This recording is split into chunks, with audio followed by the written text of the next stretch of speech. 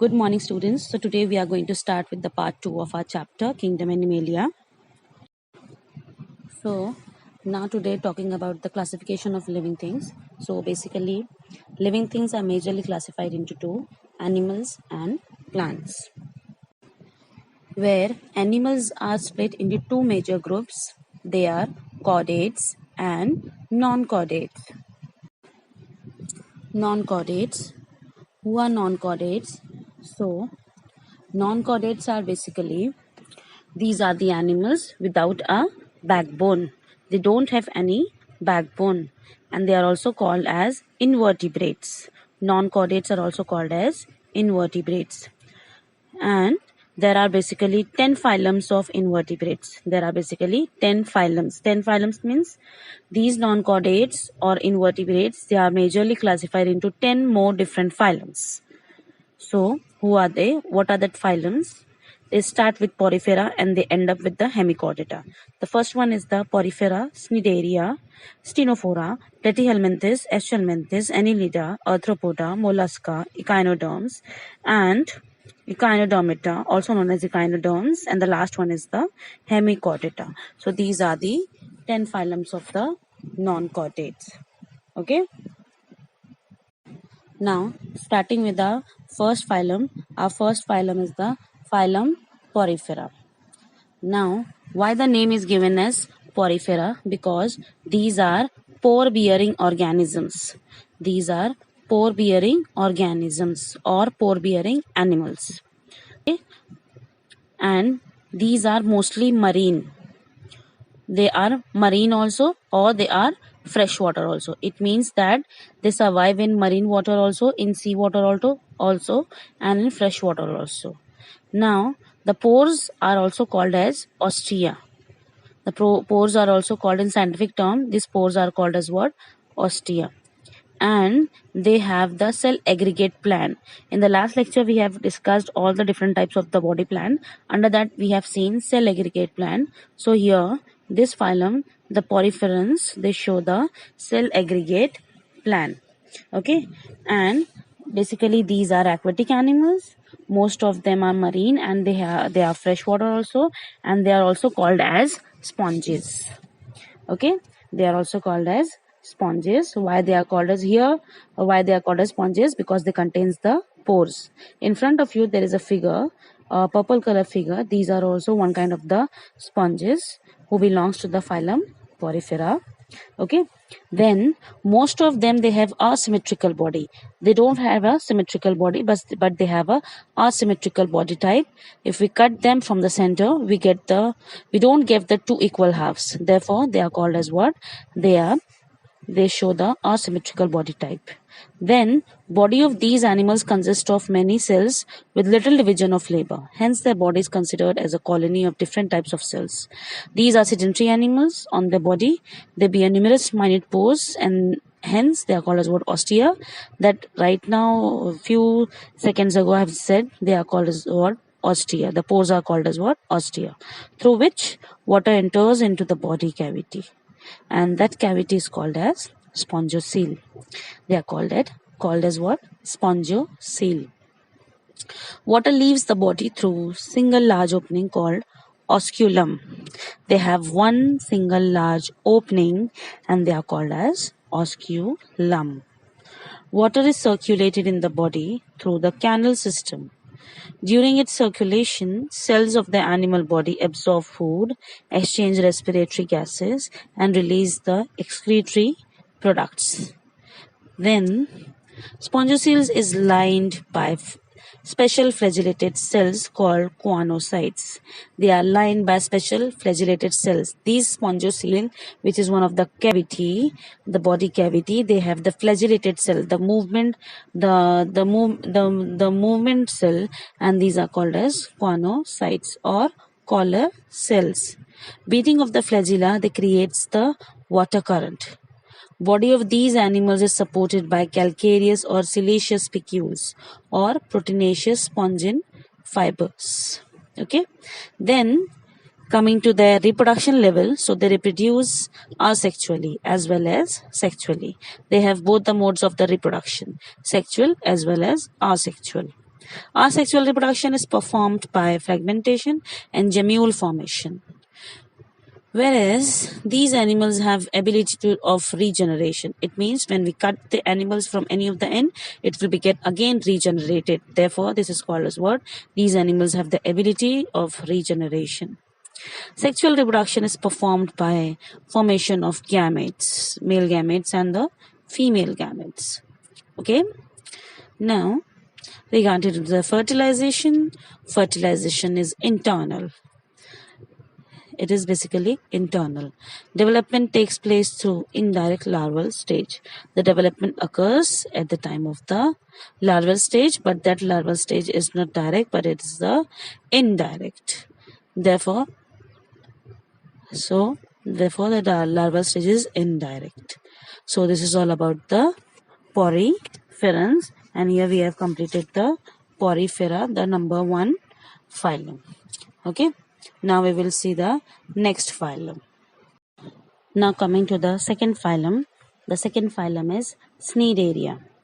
The second phylum is called as Cnidaria. The example over here is Hydra aurelia. Aurelia is also called as jellyfish. Physalia, Portuguese manophore, Adamsia, which is called as sea anemone, Diploria, brain coral, Gorgonia, that is called sea fan. So these are the names of the different animals which belongs to the group Cnidaria, and they are called as what? Cnidarians. They have a thin sac-like bodies. They have a very thin sac-like bodies, and they have tentacles also. And they are marine in nature. It means they occur only in seawater.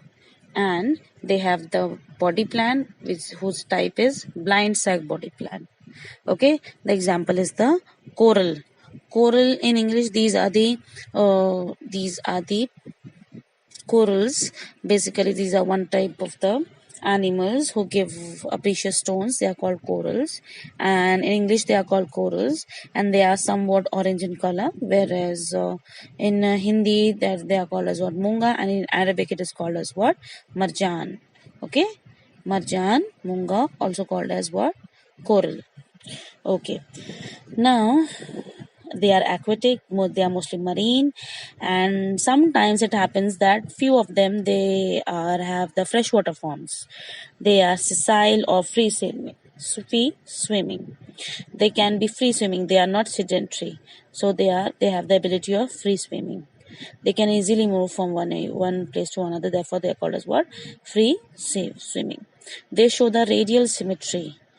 Radial symmetry means when we cut from the center, we get all the 5 different arms. We can show from the center of the body. We can get all the 5 different arms of the body, and they are diploblastic. Okay, it means the number of germ layers. They have the 2 number of germ layers, ectoderm and endoderm, but they don't have the mesoderm. Therefore, they are called as what? They are diploblastic. Then coming to the next, they have the blind sac body plan, as I have said just a little bit before. Then now animal exhibits 2 body forms, polyp form and cylindrical form. Okay, polyp is a cylindrical form. It exhibits 2 body forms. तो अलग अलग तरह के body forms होंगे. And what are they? They are polyp form. Polyp form means polyp means the body will be like cylindrical, like for example Hydra, as the body of the Hydra. And the second body form is Medusa. Medusa is the umbrella like body form. Is the umbrella like body form like that of the jellyfish, and that is called as what? Aurelia. Okay, so this is regarding the body forms of the cnidarians. Coming to the next, regarding the body cavity. Body cavity is meant for circulation as well as digestion. It means over here the body it does not contain any of the cavity, the main of the cavity, as it's earlier we have seen in the porifera, where the body cavity is called as what? Spongiocele. But here the body cavity is meant for circulation of the blood, and as well as for the digestion also. Hence this body cavity is called as gastrovascular cavity or coelenteron. It is also called as what? Coelenteron. Now, tentacles bear the cnidoblast. They have tentacles, I have said earlier. So, these tentacles, they bear the cnidoblast or stinging cells. which are meant for anchorage or offense and defense, which are meant for anchorage, पकड़ के एक जगह ठहरने के लिए, that for encouragement, offense and defense, अपने बचाव के लिए भी इस्तेमाल कर सकते हैं लोग इसी चीज को, टेंटिकल्स को. Cnidarians reproduce both asexually also and sexually also. Asexual reproduction takes place by budding and regeneration. These are the types of the asexual reproduction method: budding and regeneration. Sexual reproduction takes place by gamete formation, by male gamete formation or female gamete formation. They exhibit the alteration of polyploid generation with medusoid generation. This phenomenon is called as the metagenesis, that is, the polyps produce medusa asexually and medusa produce polyps sexually. Example, the Obelia. So this is all about the phylum Cnidaria. Now in the next topic we will see regarding the next phylum. Now the next phylum is Ctenophora. Coming to the Ctenophora, that is the third phylum. These are marine, they are radially symmetrical, they have the spherical body, and they have one of a very different characteristic, and that characteristic is bioluminescence. Bioluminescence means they emit light. And why the name is given as bioluminescence? Luminescence means emission of light, and bio means this is the living creature. This is the living creature or living thing which emits the light. So this is the nature. This is from the nature. This is from the God, that this is one of the living thing which emits the light. So the animals who have this capability to emit the light, these kind of the animals, they are called as what? Bioluminescent animals, like Jugnu. Okay, you all know, you all have you might have listened about the, you might have might have heard about regarding the Jugnu. So Jugnu, it emits the light from the body, and it's quite natural. It's not man-made or artificial, but it's natural to that the body emits the light. So the animals, there are few more animals who emits the light from the body, and these type of the animals, they are called as what? They are bioluminescent, which emits the light. Okay, so the animals who belongs to this phylum Ctenophora, they emits the light from their body.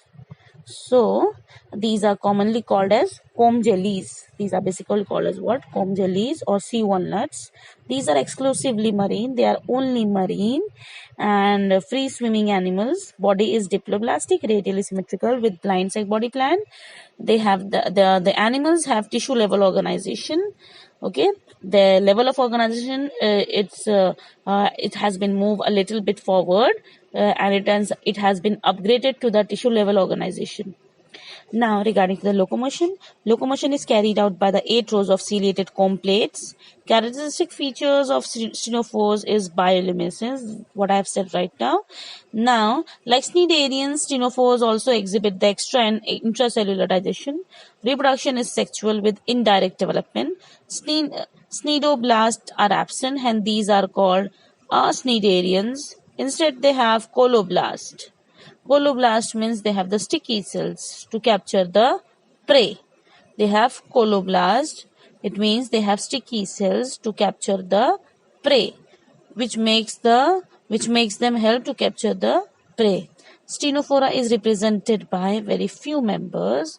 Hence, it is considered as one of the major phyla, that is called as what? The Ctenophora.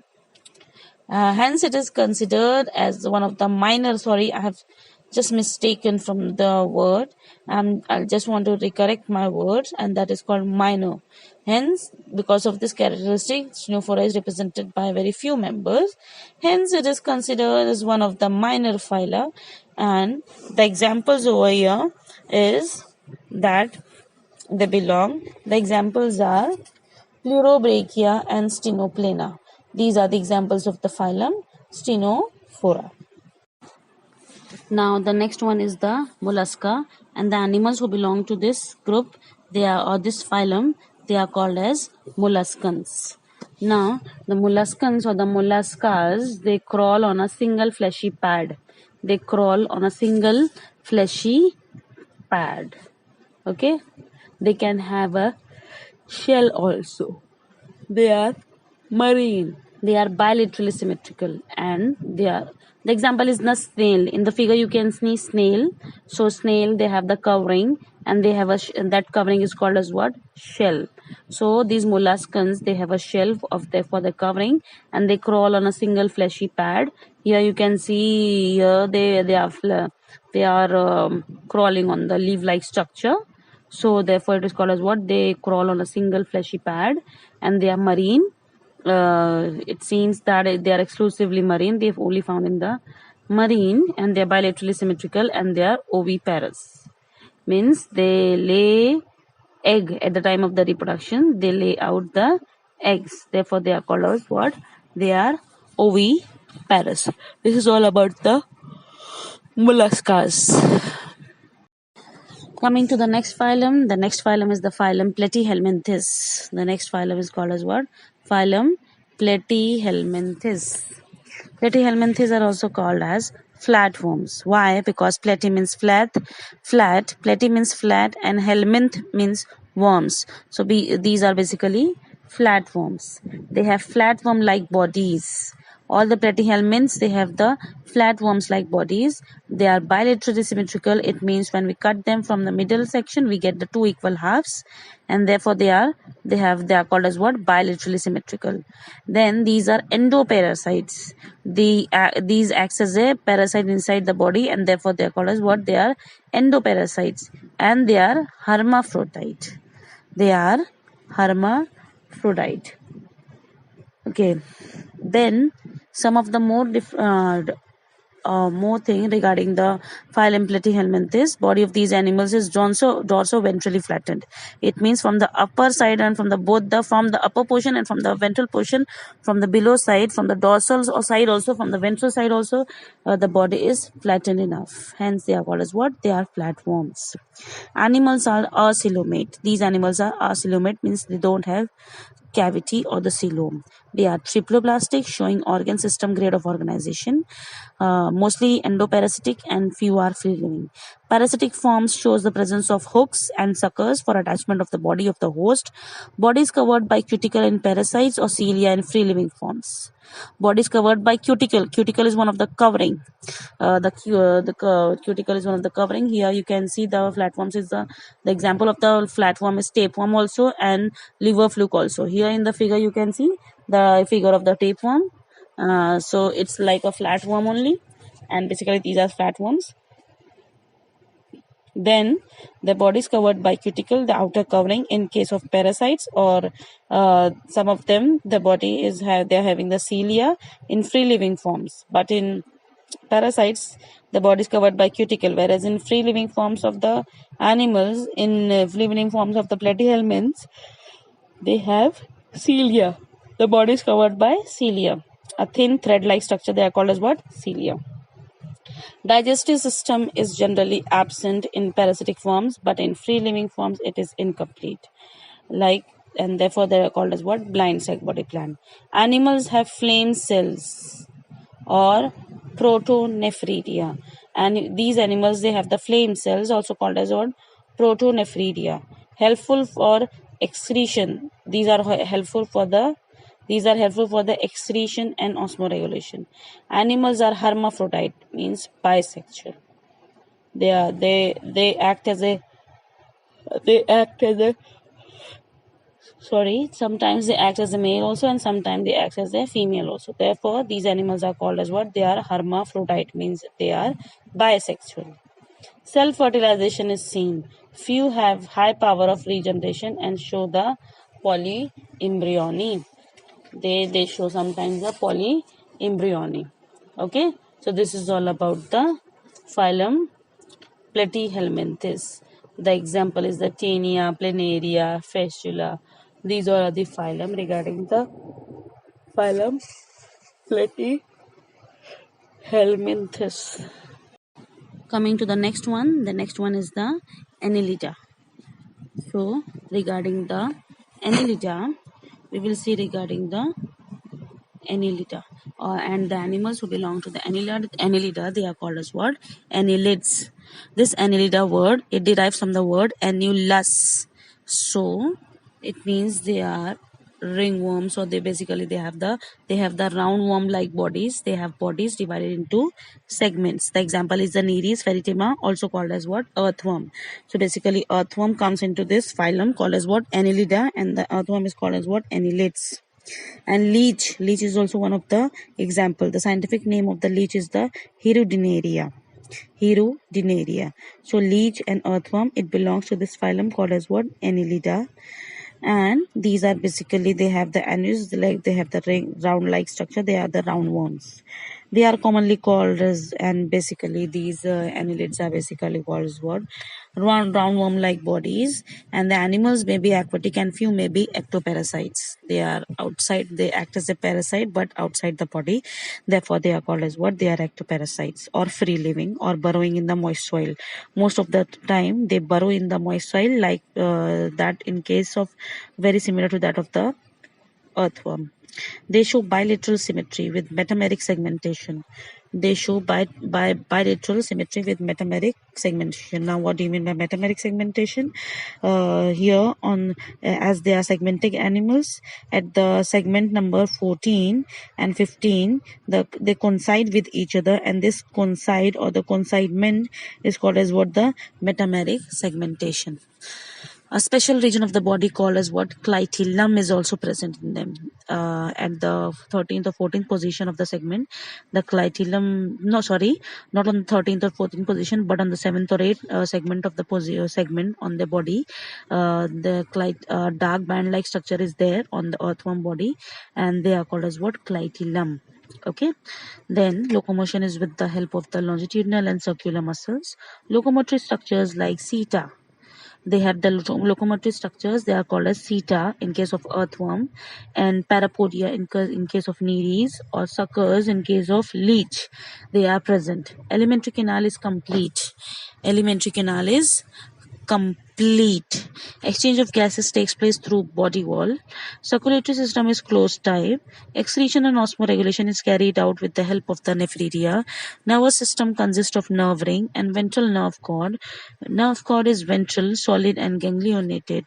Mostly hermaphrodites and few are dioecious in case of the Nereis. So these are regarding the phylum Annelida, and the animals who belong to this phylum, they are called as annelids. The best example over here for the annelids, the Annelida, is the earthworm, leech or Nereis. Now coming to the roundworms. Roundworms are basically, these are they have long, thin roundworm like bodies, and therefore they come into the phylum called as roundworms. They have bodies with no segments. They have bodies with no segments. They don't contain any kind of the segments, as in the last one, annelids, and therefore they come into the section that is called as what? Round worms. Okay. Now coming to the next phylum. The next phylum, which this is the second last phylum, and this one is the echinoderms. Echinoderms, basically it is it's meaning, it's stand for the word echinus. It comes up with the word echinus. Echinus means spines and derma means skin. So basically their skin is very spiny, their skin is very thorny enough, very thorny and very spiny, and therefore these are called as what? Echinoderms. Okay, these are called as what? Echinoderms. And the example of the echinoderms are the example of the echinoderms are the Antedon, Ophiothrix, Asterias, and Cucumaria. These are the examples of the echinoderms. They have the bodies which are divided into 5 parts. Okay, they have spiny outer covering. Therefore, they are called as what? Echinoderms, because the word itself, echino, it's come up with the word echinus, which means spines. Okay, and the example is here sea star, which is called as what? Asterias, Cucumaria, which is called as what? Sea cucumber, and echinus, which is called as what? Sea urchin, and Antedon, which is called as what? Sea lily, and Ophiothrix, which is called as what? Brittle star. So I have given you the scientific name also. I have just spoken all the scientific name also, and along with the common name also. Okay, so these are exclusively marine. Solitary means they can live alone, and sedentary means they need some base to get attached with. It means they are sedentary, or sometimes they are free living also, and they are gregarious, benthic. These are radially symmetrical animals with pentamerous symmetry. With pentamerous symmetry means, in case of the, here from the figure itself, you can see the sea star and the sea urchin and sea cucumber. So these are they have the 5 arms which can be radially divided, and therefore they can have the radially symmetrical body. They comes under the radially symmetrical animals with pentamerous symmetry, showing the 5 different arms of the symmetry. Body may be spherical, elongated, or star shaped. As sea urchin, they are spherical. And sea star is always, as itself the name said, the star shape. Endoskeleton is made up of calcareous ossicles, means the ossicles, their spines are made up of calcium. Therefore, the endoskeleton is made up of calcareous ossicles. Spines are present on the body, hence the name is called as what? Echinodermata. The body is divided. The body is without definite body division. Instead, there are 2 sides as oral and aboral. And aboral. The peculiar characteristic is the presence of water vascular system, in which water enters through madreporrhea. This system is used in locomotion, food capturing, respiration, ventral respiration, etc. Digestive system is complete. Mouth is ventrally present on oral surface, and anus is aboral surface. It means mouth and anus is both are on the opposite side, one on the oral side and the next one is the aboral side.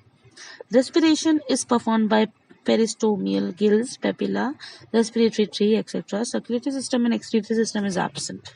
Nervous system is simple with a nerve ring around mouth and radial nerves in the arms. Sexes are separate. Sometimes they are bisexual. It means sometimes they are hermaphrodite. Fertilization is external, development is indirect, and they show the high power of regeneration. So this is all about the phylum Echinodermata. Now we will move to the last phylum, and that is the phylum Hemichordata. Coming to our last phylum is the Hemichordata. The word itself says it's the half chordata and half non-chordata. From here only, the different features of the chordates started. Therefore, it is half chordata. Therefore, it is called as what? Hemichordata. Now, they are exclusively marine. They are unsegmented. They don't have the segmented body. Then, likewise, the platyhelminthes. Okay. Then, coming to the next one, they are worm-like. And the example is Balanoglossus and Saccoglossus. Earlier, this phylum was considered as subphylum of Chordata because buccal diverticulum was considered as notochord, but now it is placed as a separate phylum of non-chordata. These are exclusively marine animals, usually living at the bottom of the sea in burrows. Mostly these are free living, but the animals like Rhabdopleura are sedentary. Body is soft, vermiform, unsegmented, and divided into 3 parts: proboscis, collar, and trunk. The body is divided into 3 parts, and that part is the proboscis, collar, and trunk. Proboscis is the uppermost part, whereas the collar is the secondmost part, and the trunk is the body part. The middle portion, that is the body part, that is called as what? The trunk. Okay. Coming to the next point, that is the buccal cavity gives rise to rod-like buccal diverticulum. The buccal cavity gives rise to rod-like buccal diverticulum, which is considered as a notochord by some scientists, and therefore they have been kept into this phylum. And this phylum is called as what? The Hemichordata, that is the half chordata or the half rod. And the example is the Balanoglossus, also Saccoglossus. And here we have ended up with our today's lecture. Inshallah, we'll meet you in the next lecture very soon. Till then, take care, stay healthy, stay blessed.